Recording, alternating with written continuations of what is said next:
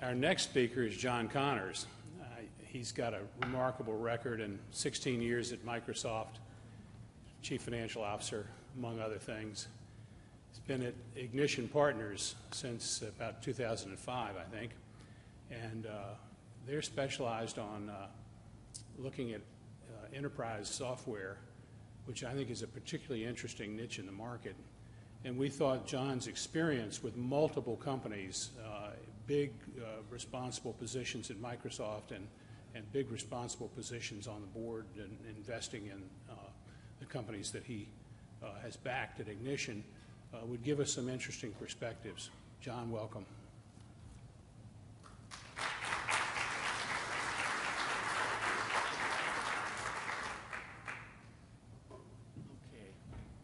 First thing I probably better do is figure out how to get to the right presentation. Let's see here. I might need somebody to give me a hand here. Since I don't run a, hate to admit it, but I don't run a ThinkPad anymore, so I'll just make a couple comments if you want to come get my deck up, because I have no idea how to navigate that mouse anymore. First of all, thanks very much for the opportunity from the XBRL organization, John and Al, for the opportunity to speak today. And I've been in business now for just about 30 years, grew up in a small town in Montana, moved out here to work for Deloitte, and then lucked out and joined Microsoft in 1989. And I largely got hired at Microsoft because there was a woman who worked in the tax department at Deloitte whose younger brother had started this company called Microsoft across the lake from Seattle. And it was run out of the small business office in Bellevue, and then it was growing like crazy, and some Deloitte people got hired, and they hired me in my early stage of my career. I started in finance and then got hired in the systems division working for this guy named Steve Ballmer.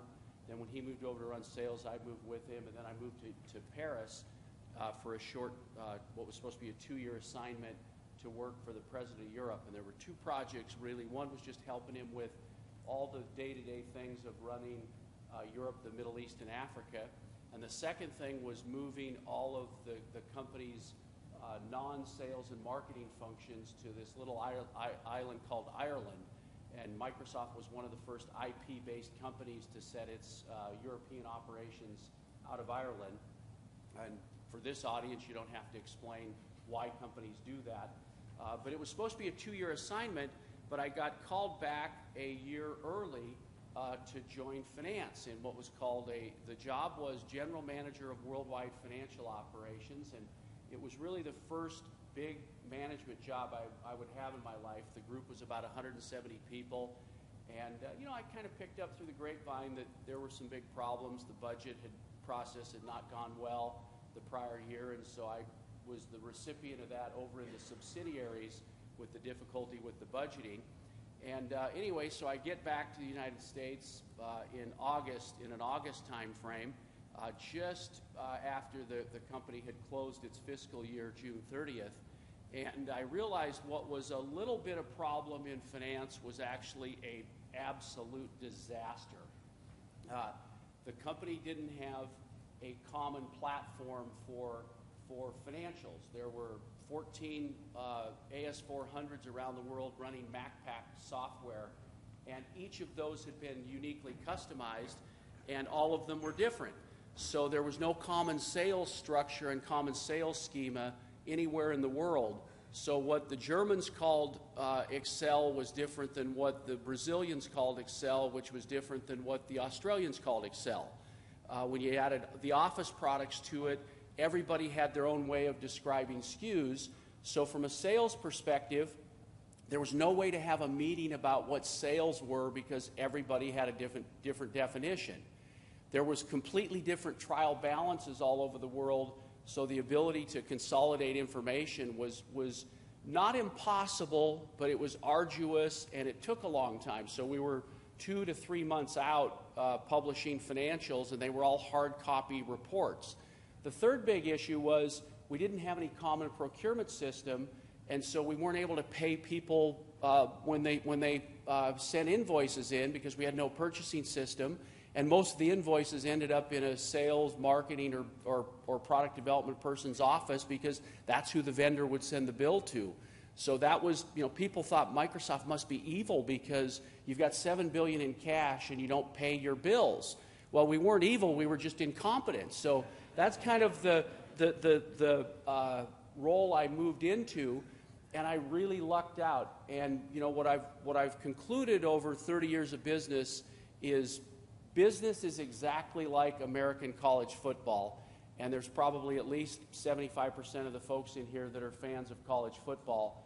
And business is really pretty simple from a meta level, and it's a lot like college football.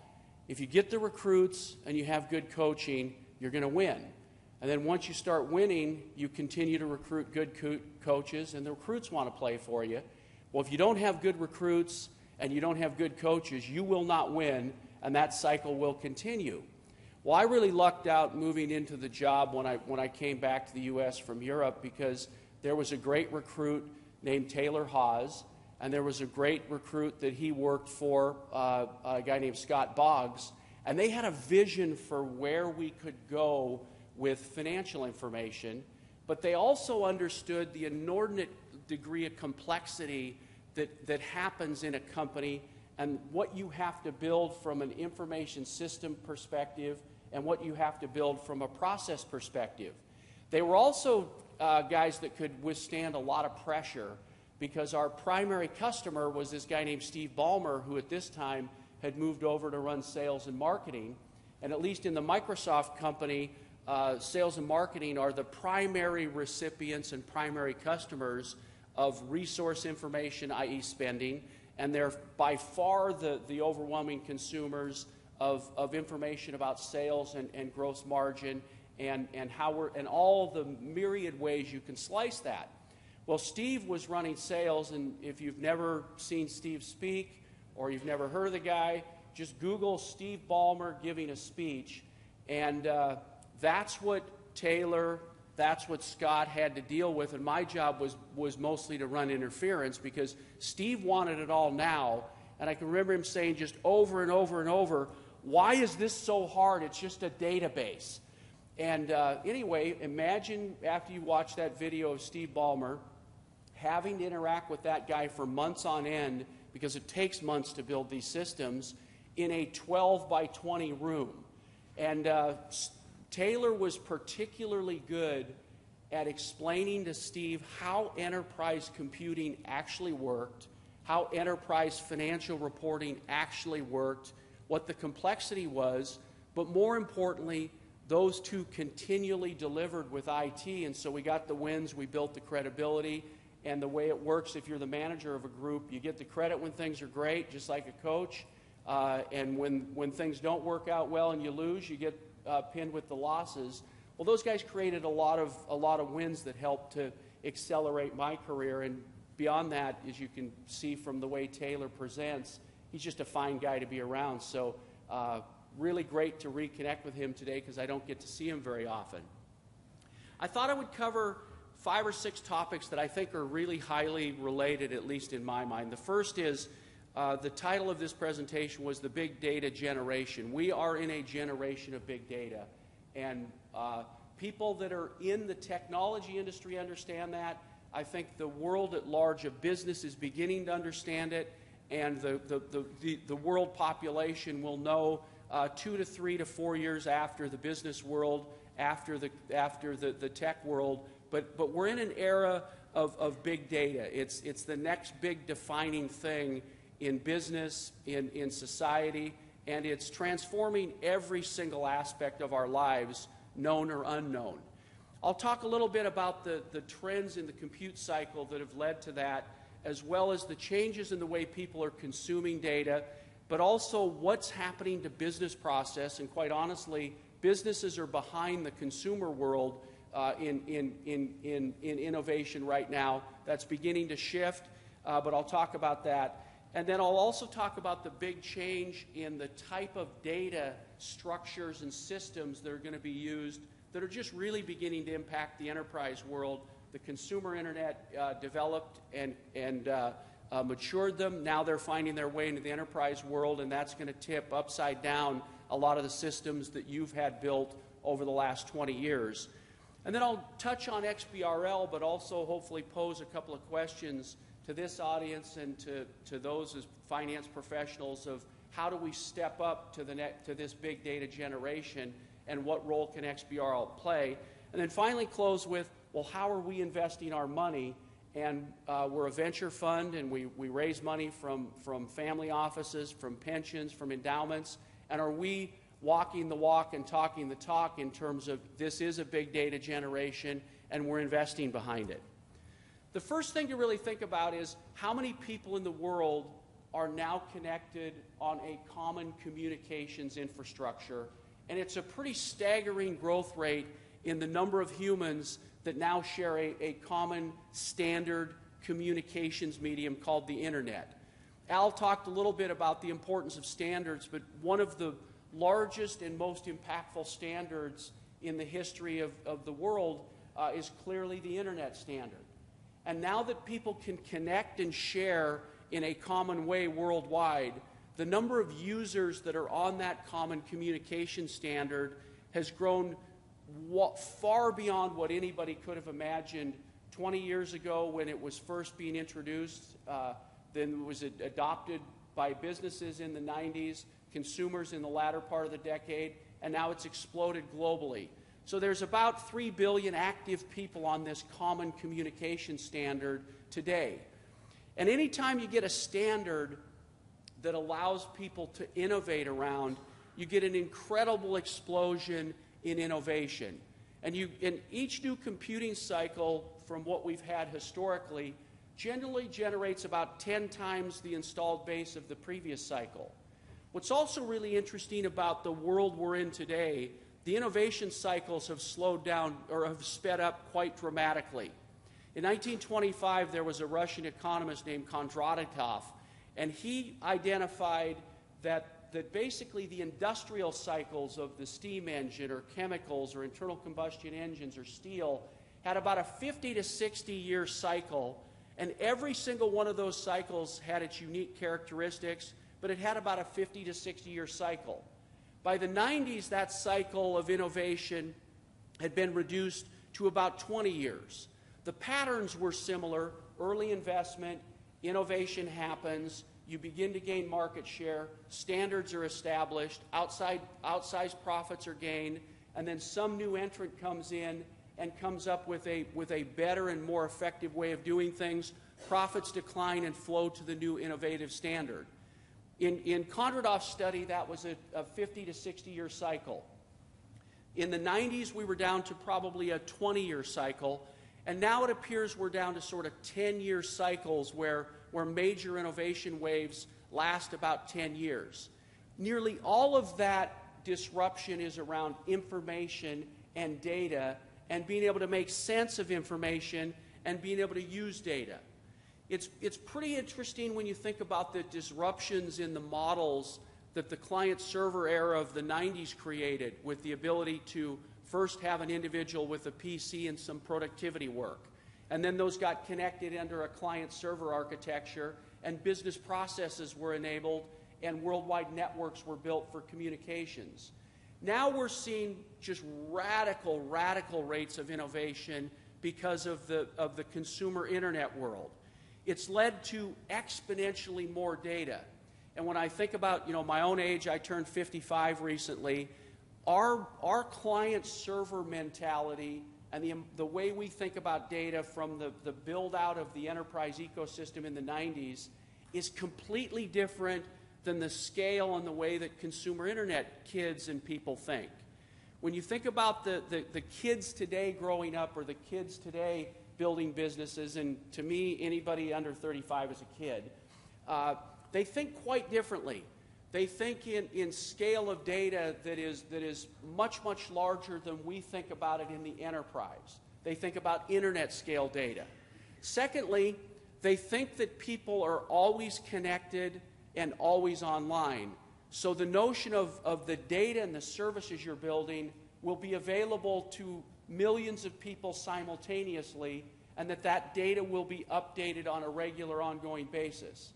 The third thing they really think about is very rapid innovation cycles. That is, you have a development environment where lots of changes are made, and they can be made because most of these applications are SaaS-based, and the company controls what you get to consume, or that service gets to control what you consume.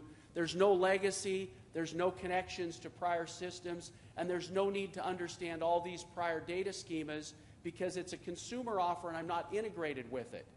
The other thing that they really are beginning to learn is how incredibly complex enterprise computing is vis-a-vis consumer internet computing when you have multiple systems, they've been changed, they've been upgraded, and you have multiple schemas you have to understand.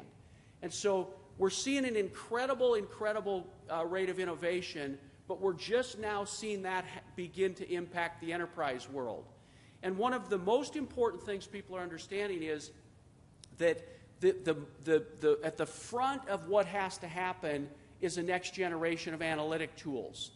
The second thing that has to happen is the way you think about business insights will come from multiple systems, both systems that are behind your firewall, but also systems that are out in the cloud, and systems that you don't manage, you don't control, and you don't upgrade. So you won't know exactly what that schema is, but you know you have to gain information from it.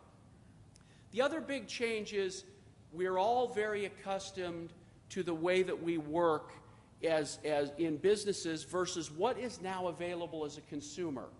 When you think about applications like Uber and the fact that in a very short amount of time it's completely tipped upside down the car market, and it's very likely going to quickly turn upside down the delivery market, because there's really no reason I can't think about Uber as a delivery service of any good or service that's physical. Right now they just take people from one place to another. Why can't I send other things from one place to another? Or you think of Airbnb and the way that's disrupting the lodging industry. Or you think of Amazon and the way Amazon has disrupted a number of different businesses.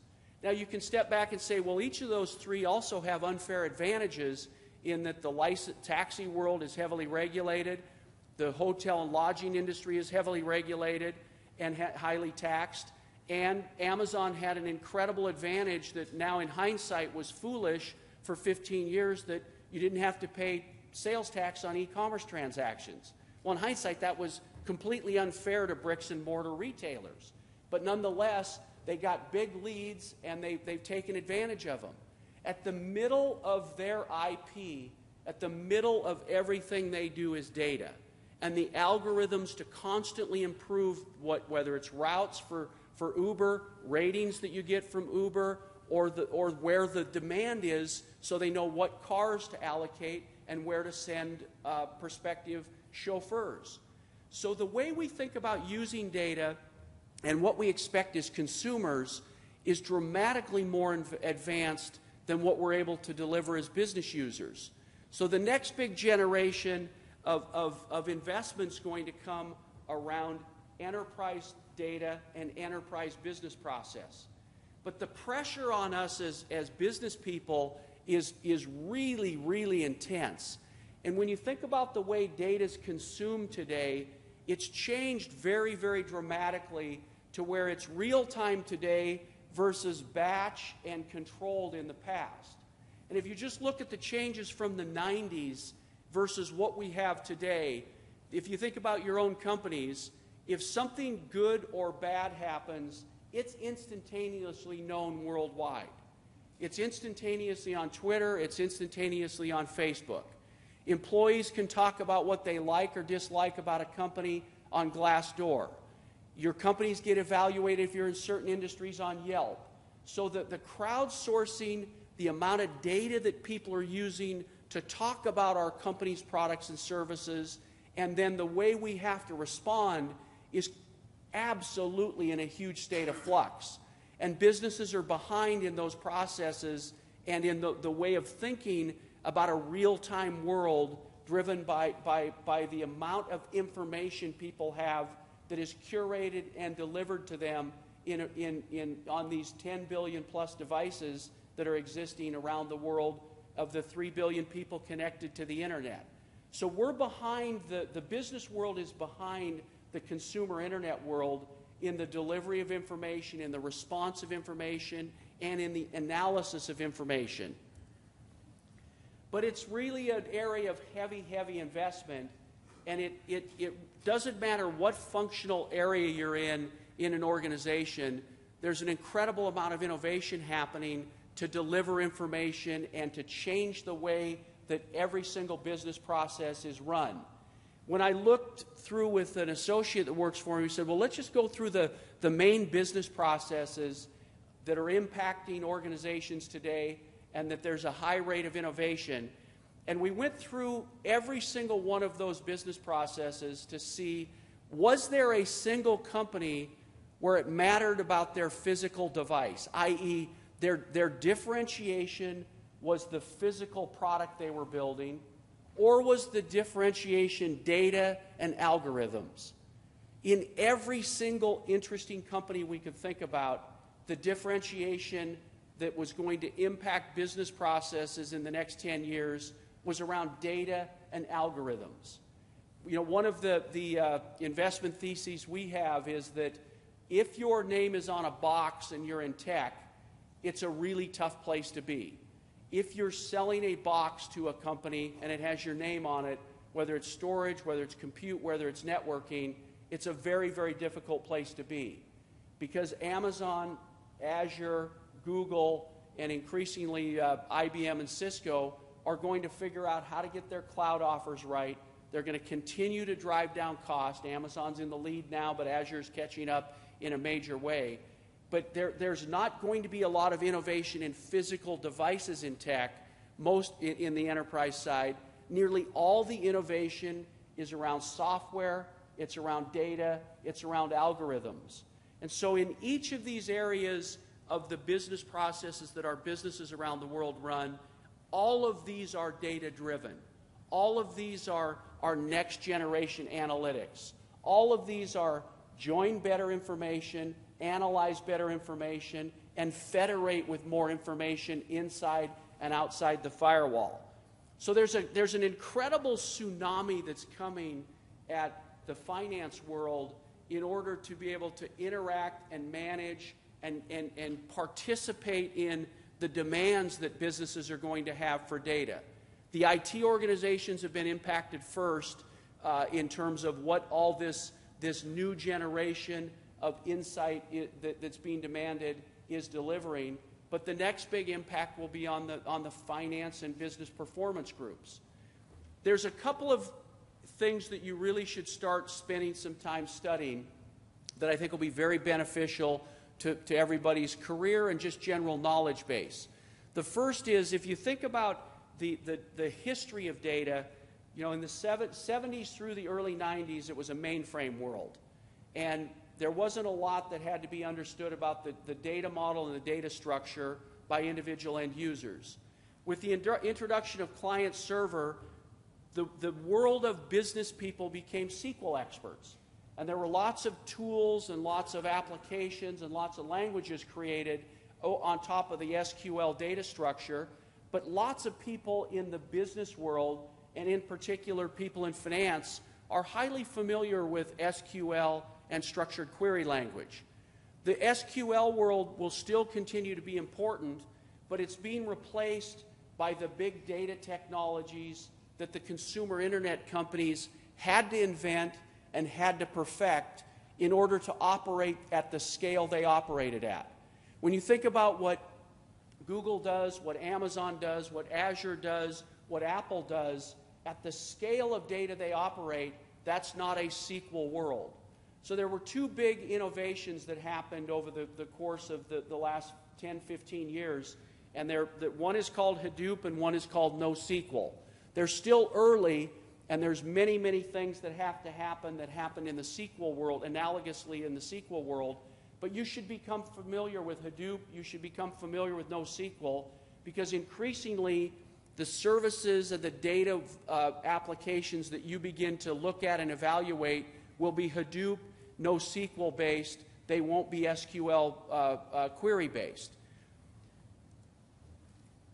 So when you think about, when I think about XBRL today, there's two real key takeaways. The first is, a big plus is there is a standard for financial reporting.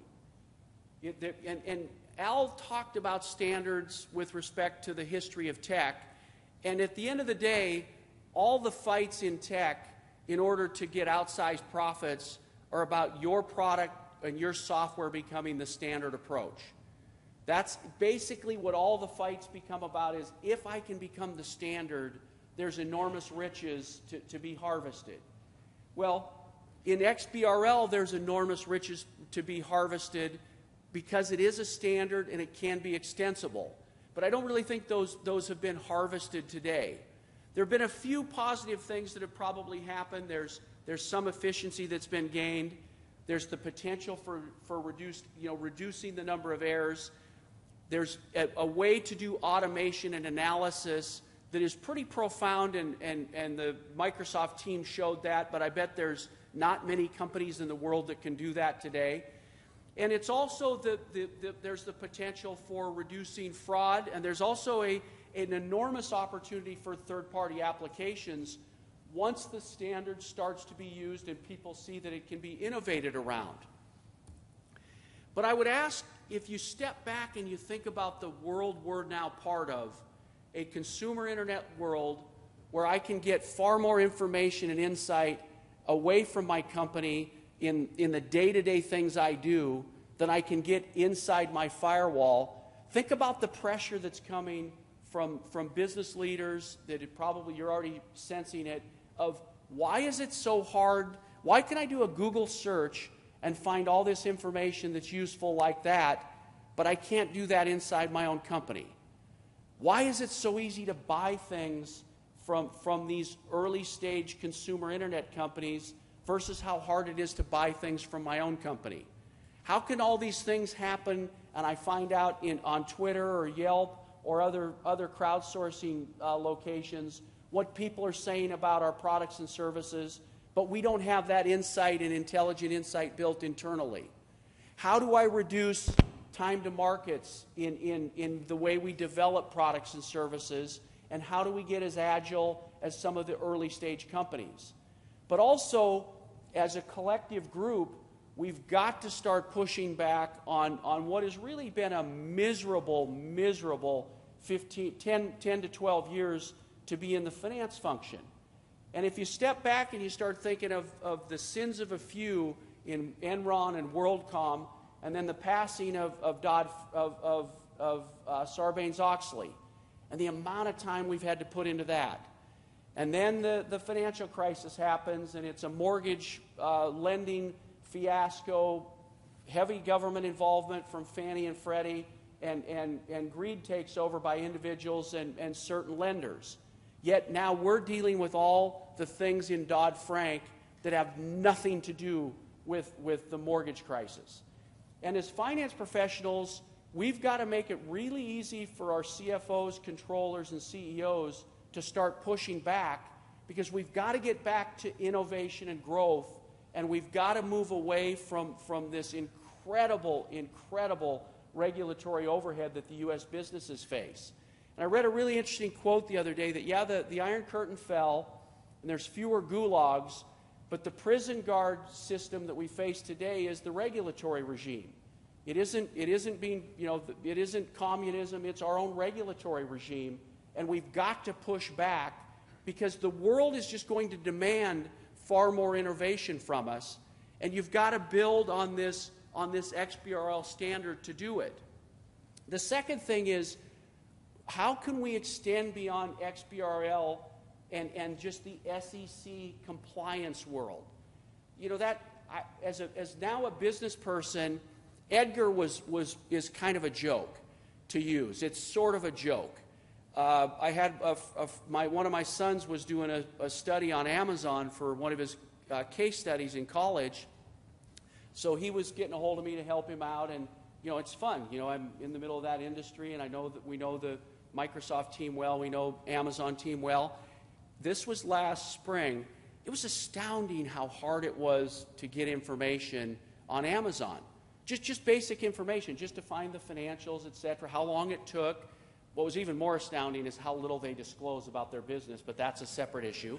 But if you think about it, if you think about the world we're in that's real time, that's joined information, that it's on-prem, off-prem, how do we use as finance professionals the standard architecture of things like XBRL to really begin to inform people internally and externally?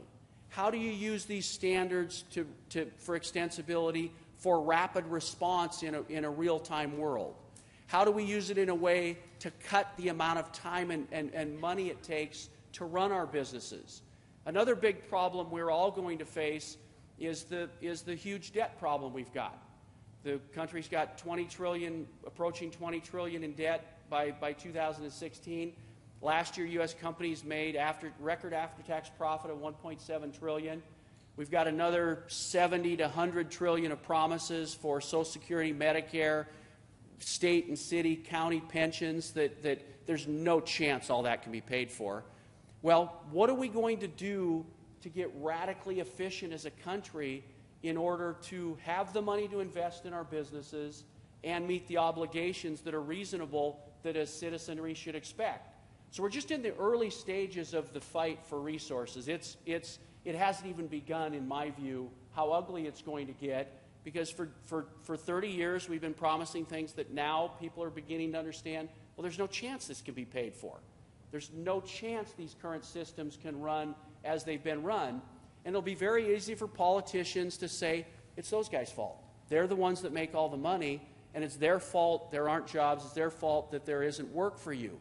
So we've got to get radically innovative, and we've got to get radically hardcore about how we make all of our businesses, but more importantly, how do we make health care? How do we make the government? How do we make education more efficient? And it's got to be done through data, and business people have to lead. Those organizations do not know how to do it. We've got to get involved and lead, but first we've got to do it with our own finance functions. And finally, how do we get real intelligence into the markets, and how do we continue to make the United States the most liquid, largest, and most transparent market in the world? If people think that the U.S. isn't the most transparent, isn't the most liquid, and isn't the best place to put their money, the other markets will emerge.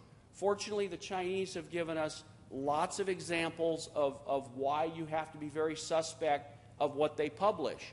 Well, we can't have that in our economy, and we need to move forward so the next generation of business intelligence and finance intelligence again separates the U.S. from the rest of the world. And I don't know how you do that without a standard, and I don't know how you do it without XBRL being the extensible standard. In terms of from our priorities, well, you can say, well, this all sounds interesting, but where are you writing checks?